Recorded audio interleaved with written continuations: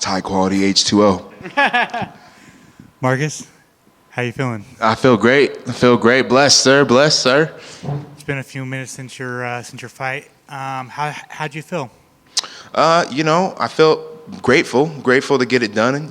Keep that finishing rate streak going, especially against a guy like Gaston. Very tough, and he's like a tough person, right? Like my hands hurt from hitting him, and he took some shots I didn't think that he was going to be able to take. So kudos to him for sure. It's super tough, super durable.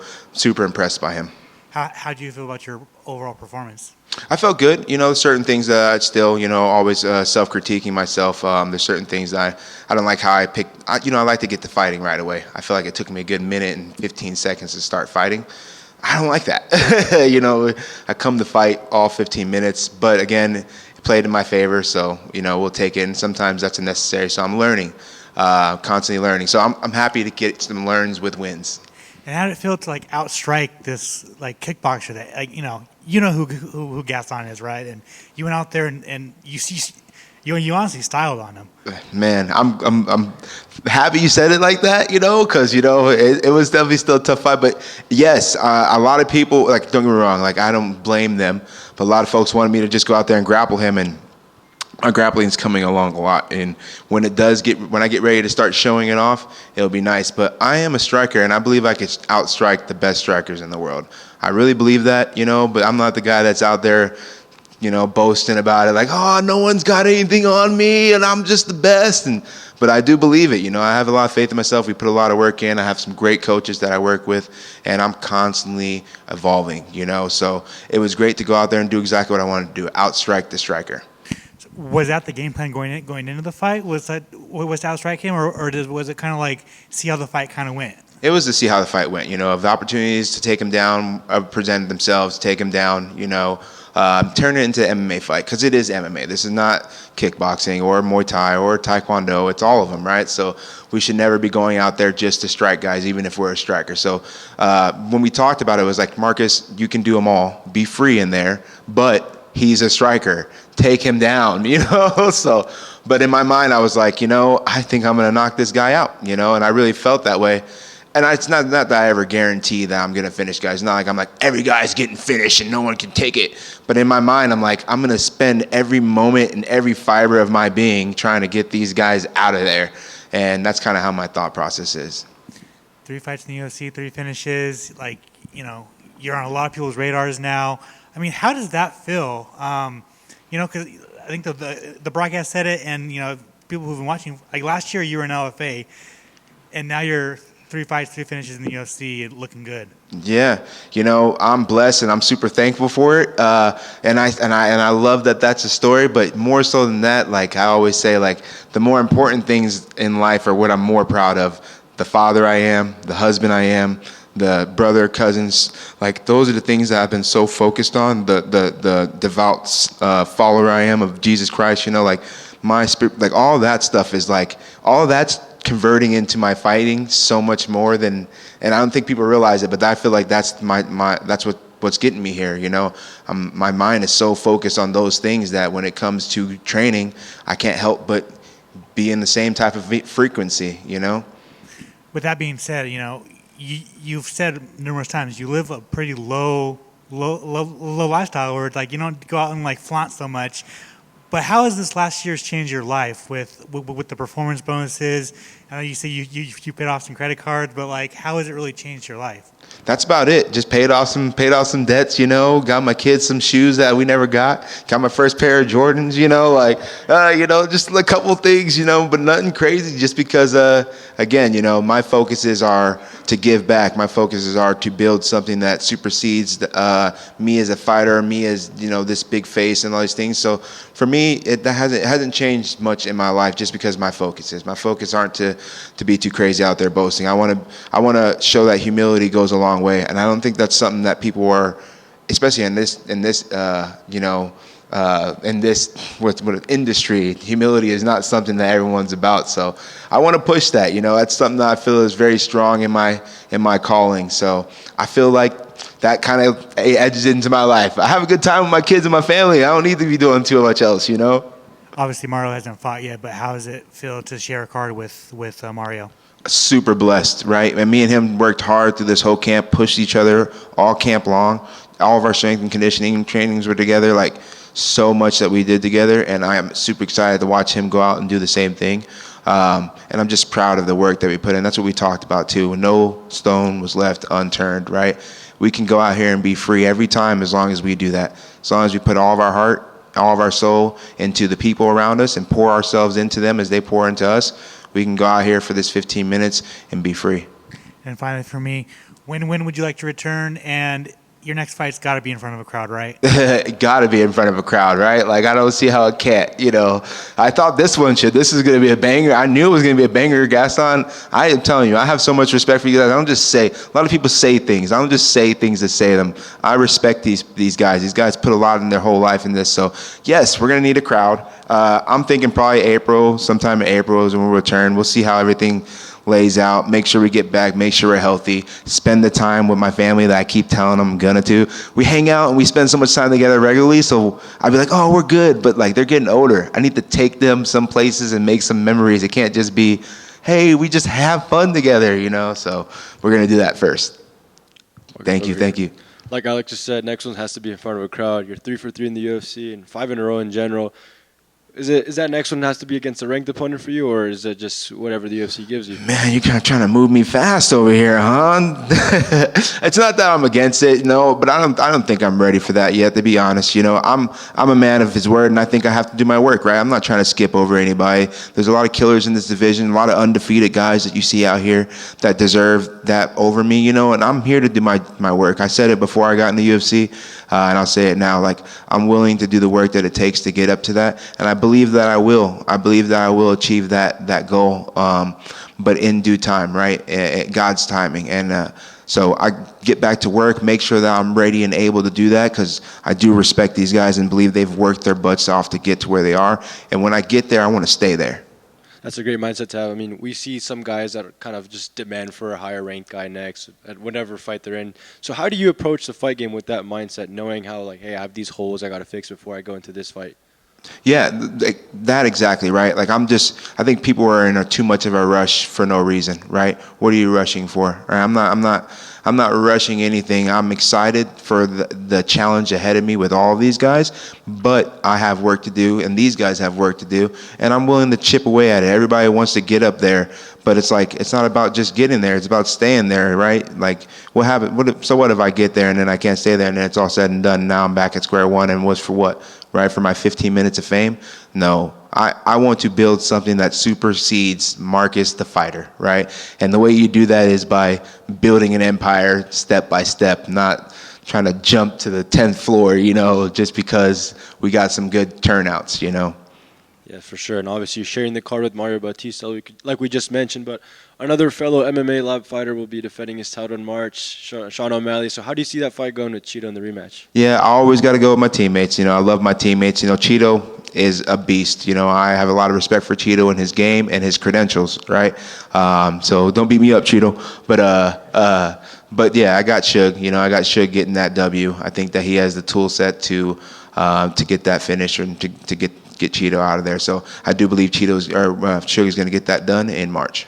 And you also mentioned earlier, not too long ago, that the humility that someone like you has is not really seen too much in this space. So are there any fighters that do have it that you kind of look up to and, you know, respect? I respect Josh Emmetts a lot, right? Josh Emmetts is one of those guys that I look up to and have been looking up to, and just his storyline and how he got into the UFC, I feel like it's like very similar to mine, and the way he carries himself, you know. He's one of them. And there's not too many other guys. Not too many other. Not to say that they're not, like, I'm sure there are, but there's not a whole lot. You hear a lot of guys that are just like, everybody's trash, everybody's garbage, I'm the best in the world. And I'm like, I'm not hating, guys. I'm not hating. Do your thing, you know. But we're human beings, you know. That's all. That's how I feel, you know. I'm just a human being. So that's just how I feel about it. And that's not something that I guess this is not one of those sports where people want to feel that way. They want to feel like they got to push that type of mentality where it's like, I gotta just tell everybody that I'm just the ish, and maybe you are, maybe you're not, but we're all going one way, you know.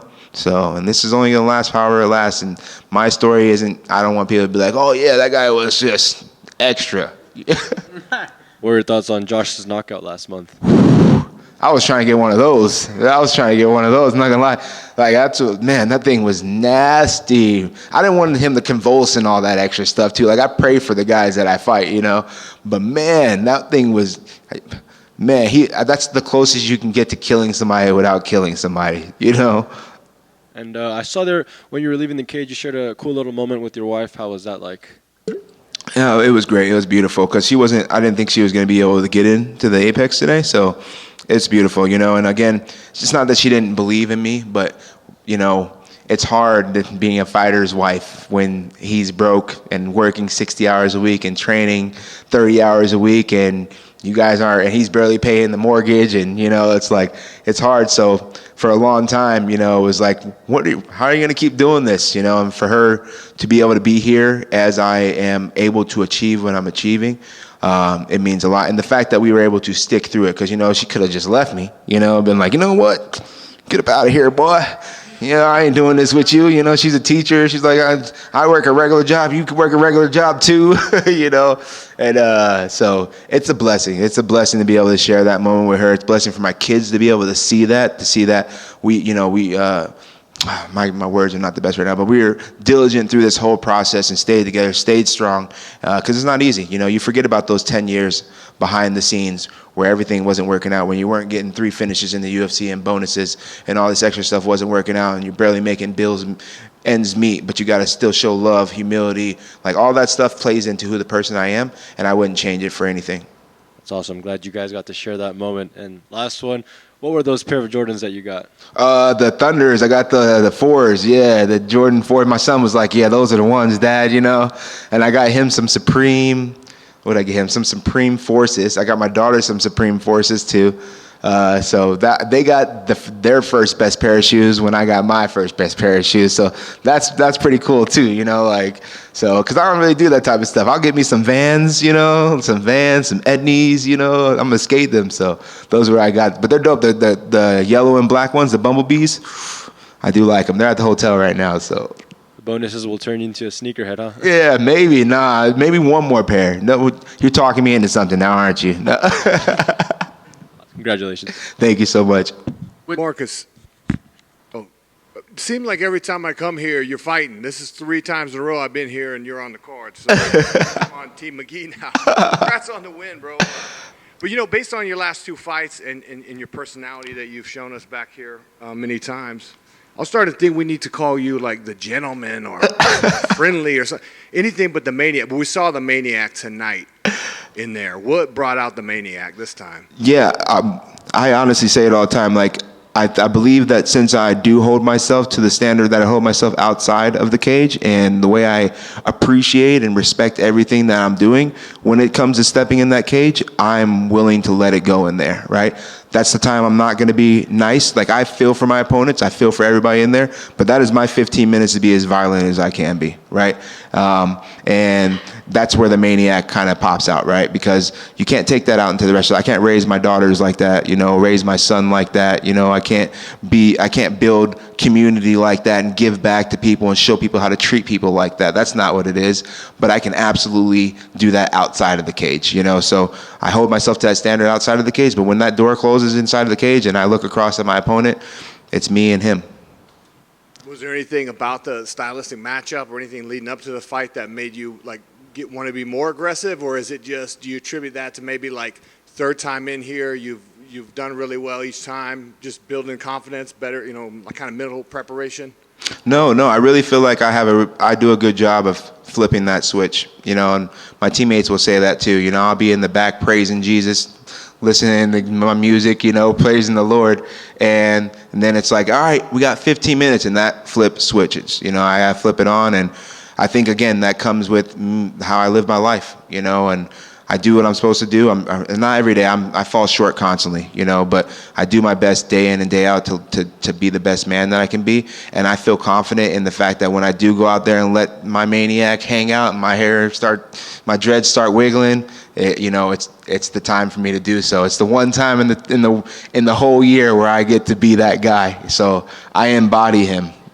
Yeah, I just noticed an increase in intensity, and then you had mentioned after the fight that you really wanted to kind of branch out and test yourself? Because we've seen what you can do with your submissions and your knockouts, but you really wanted to kind of just stand and bang and improve, get those miles in, on the big stage.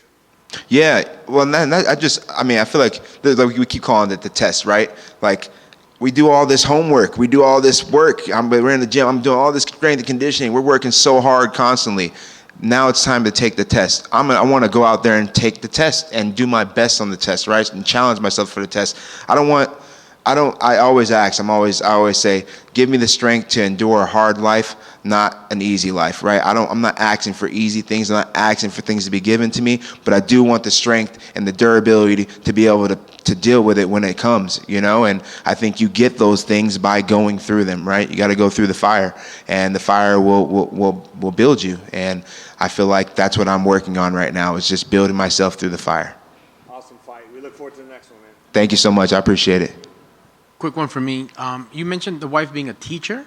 Yeah. So she's schooling people in classroom. You're schooling people in the octagon. Yep. That's what we say. That's what we say. If the kids ever get out of line, does she say like, "Hey, you guys know who my husband is, right?" Yeah, I had to go in and drop a couple kids a couple times. That spinning heel kick. I worked it on like maybe 4 fourth graders before. I won't say their names or anything, but they had it coming.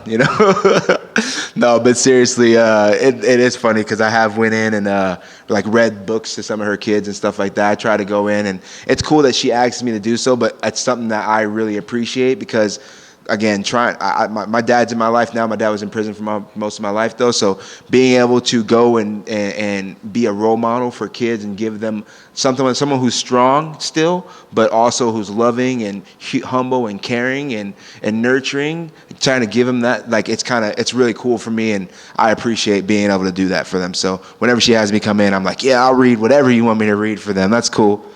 Awesome, man. You guys are doing big work. Thank you for giving back to the community. Thank you. And congrats on that win. Thank you so much. I appreciate you all. All right, we good. All right, I got a hot 16 right quick. No, I'm just joking. And he can rap.